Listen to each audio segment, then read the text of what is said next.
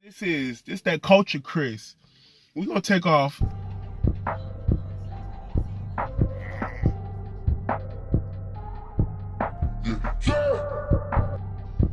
This was a real track, slap or crack in the Krackdown.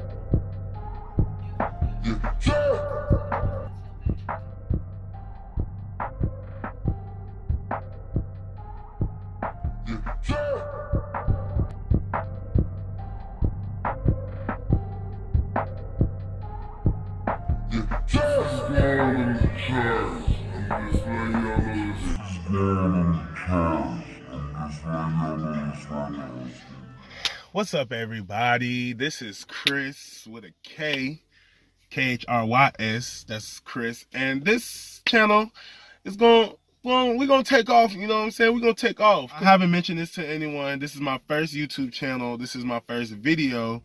This is my first reaction review video. And basically, we're going to be reacting to videos and music, talking about, the simple things that's going on in the culture. All right. And, so, the reaction reviews that we're going to be doing of me, of course, are just, going to be of some albums that, or some singles that, of course, drop some new music.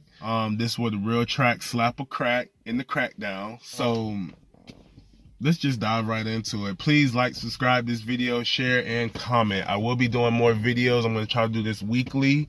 So without further ado, let's get right into it. All right.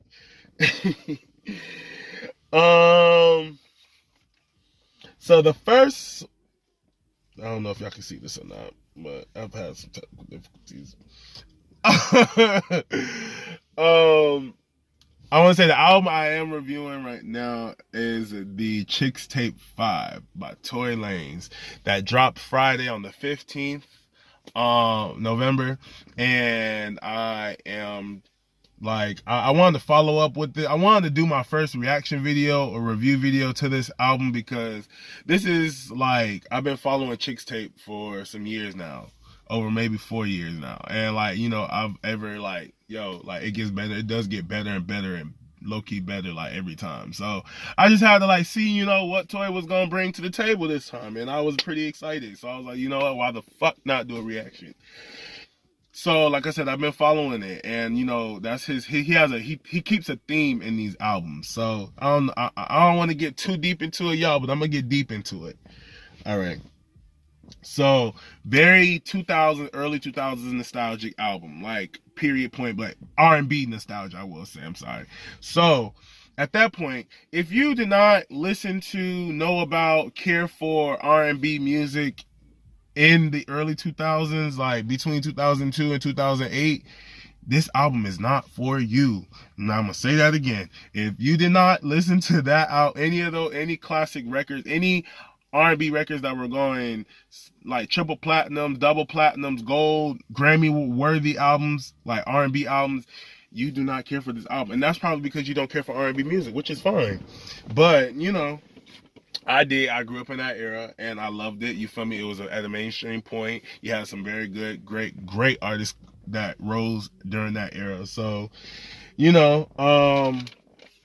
on this ChixTape 5, he had 18 total records. To have 18 records on an album in 2019, that's a pretty big deal because a lot of people are not making 18 record songs anymore. I feel like, not often you see that. You normally see the 7 to maybe 11 or 12 album track list, but yeah, he took it there with 18. So I'm already liking it for that. I feel like he really wanted to make it an actual nostalgic 2000 record, because that's how many songs those records would have back then, was 18 plus, 20 plus even, 25. I think Mariah Carey had 22 one time on the record. So I don't know. Like I said, all songs were sampled. The single Jerry Sprunger featured T-Pain that sampled T-Pain's I'm Sprung. The Take featuring Chris Brown, that sample Chris Brown record. I'm gonna say this, like, I like how he featured everyone that he sampled on this record. So every artist that got sampled was the featured artist. So it did a little different for me. And every artist that did it, it didn't sound like their original song. Like, they did it in a different way. In 2019, it sounded like a rebirth of the song. So, like, I'm sorry, I'm looking at this damn squirrel. Like, this shit is doing some weird shit by my car. Ah! Fargo Splash, that featured Ludacris. Splash Waterfalls record, Love Gal, featuring The Dream, that featured Love Your Girl. Still Waiting, that's Trey Songz, Can't Help But Wait record. Ashanti's Foolish record, the name of that song was A Fool's Tale. And If You Gotta, featuring Fabulous, that featured Can't Let You Go. So those are just to name a few of the songs that I liked on the album. Perfectly done. Like, I can't even perfectly done. I love the fact that he had Ashanti So he featured Ashanti. Tory featured Ashanti, and of course he featured her Foolish record. Then he put her on the album cover. Like, I don't know, like, if I'm being a little too dramatic right now, but Ashanti, if I'm not mistaken, was probably like the biggest artist of like all like R&B. I'm sorry. She had to be. She had like number ones after number ones. Like, before a certain somebody had stepped into the scene, it was Ashanti. And I just love that he just came and gave her some like recognition. Like, I feel like she was one of those artists that kind of got swept under the rug. So, like, her record on that, perfectly done.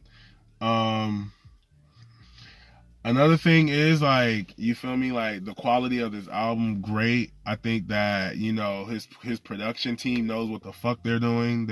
He knows what sound he wants, and he knows how he's gonna get it. So I appreciate that. And all the way, he takes it all the way there. Like, he didn't want to hold back at all, and that's exactly what he did. He did not hold back. He still made those songs sound of like an individual song, like his own song, but at the same time, it still sounded like a rebirth of those other great songs. I'm giving this one all the way 9 slaps up, like all the way 9 slaps up, because slaps. I mean, just slaps. Like, I loved it. Can't complain, like, at all. I want to see what he wants. I want to see how far this album's gonna go, like how far this is gonna chart. Like, I want to see what he's gonna try to do with it. Like, I'm ready for more videos, so let's just tune in some more, people. Any other album, more videos will be coming soon. Any other albums I should know about, let me know again. And I will be seeing y'all again soon. Until next time, people, Kulture Khrys.